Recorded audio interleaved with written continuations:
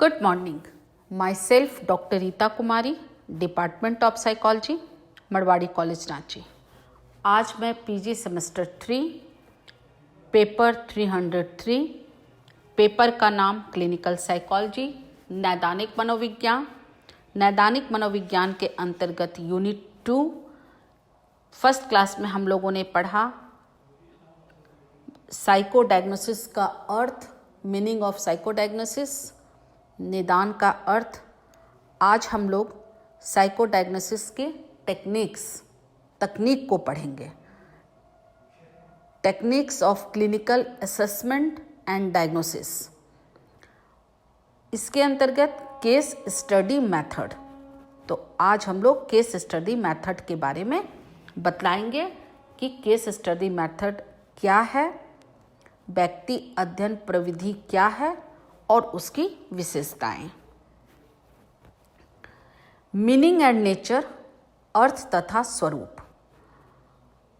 रोगी के नैदानिक मूल्यांकन, क्लिनिकल असेसमेंट अथवा निदान, डायग्नोसिस या मनोनिदान, साइको डायग्नोसिस के लिए व्यक्ति अध्ययन विधि एक उपयोगी उपकरण, टूल अथवा प्रविधि, टेक्निक है। इस विधि के द्वारा रोगी के वर्तमान जीवन, प्रेजेंट लाइफ के साथ साथ विगत जीवन, पास्ट लाइफ के संबंध में भी संगत सूचनाएं या आंकड़े प्राप्त किए जाते हैं और इस आधार पर रोगी के निदान तथा उपचार का प्रयास किया जाता है।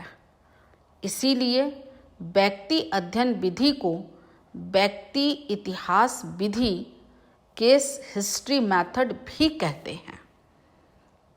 कई मनोवैज्ञानिकों में व्यक्ति अध्ययन विधि अथवा व्यक्ति इतिहास विधि, केस स्टडी मेथड को परिभाषित करने का प्रयास किया है। पी.वी.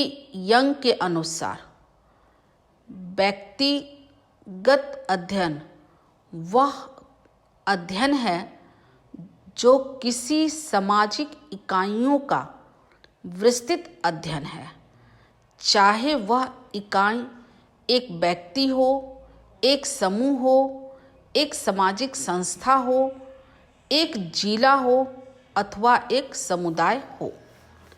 चैपलिन के अनुसार व्यक्तिगत इतिहास सूचना का एक संकलन है। संकलन मीन्स कलेक्शन, जिसमें किसी अध्ययन के एक व्यक्तिगत पात्र से संबंधित पृष्ठभूमि, बैकग्राउंड, परीक्षण परिणामों, टेस्टिंग रिजल्ट्स, साक्षात्कारों, इंटरव्यू, कोटियों, रैंक, निदान, डायग्नोसिस आदि पर आधारित उपलब्ध आंकड़े निहित होते हैं। अब स्वरूप या विशेषताएं पर चर्चा करेंगे। नेचर और कैरेक्टरिस्टिक्स। व्यक्तिगत अध्ययन की उपयुक्त परिभाषा के विश्लेषण में इसके स्वरूप या विशेषता के संबंध में निम्नलिखित बातें स्पष्ट होती है। नंबर 1, व्यक्तिगत अध्ययन शोध की एक प्राचीन विधि या प्रविधि है। इसका उपयोग सबसे पहले समाज विज्ञान, सोशियोलॉजी तथा अर्थ विज्ञान, इकोनॉमिक्स के क्षेत्र में किया गया। आगे चलकर इसका व्यवहार दूसरे सभी सामाजिक विज्ञानों तथा व्यवहार परक विज्ञानों में होने लगा। नंबर 2, इस विधि में इकाई का अध्ययन किया जाता है। इकाई के रूप में एक व्यक्ति, एक समूह, एक संस्था या एक समुदाय का अध्ययन किया जाता है। नंबर 3, इस विधि या प्रविधि में रोगी का अध्ययन ऐतिहासिक पृष्ठभूमि हिस्टोरिकल बैकग्राउंड में किया जाता है। दूसरे शब्दों में, रोगी का अध्ययन विकासात्मक दृष्टिकोण डेवलपमेंटल व्यू पॉइंट से किया जाता है। इसीलिए इस विधि को व्यक्तिगत इतिहास विधि केस हिस्ट्री मेथड भी कहते हैं।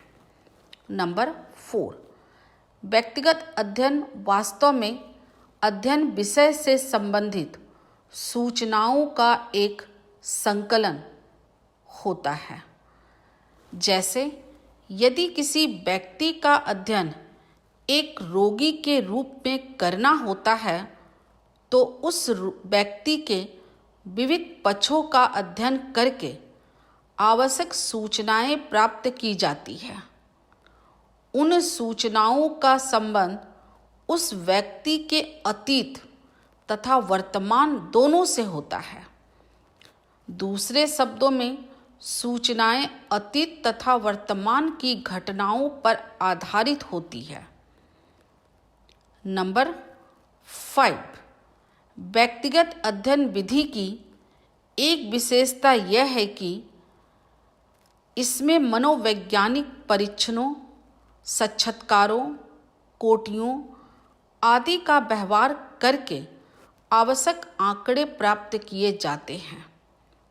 इस प्रकार स्पष्ट हो जाता है कि व्यक्तिगत इतिहास विधि को उपरोक्त कई विशेषताएं हैं। इन विशेषताओं के आधार पर यह विधि निदान की दूसरी विधियों से भिन्न है। अब मैं नेक्स्ट क्लास में आप लोगों को बतलाऊंगी व्यक्ति अध्ययन के लिए प्रारूप, outline for a case study. Thank you.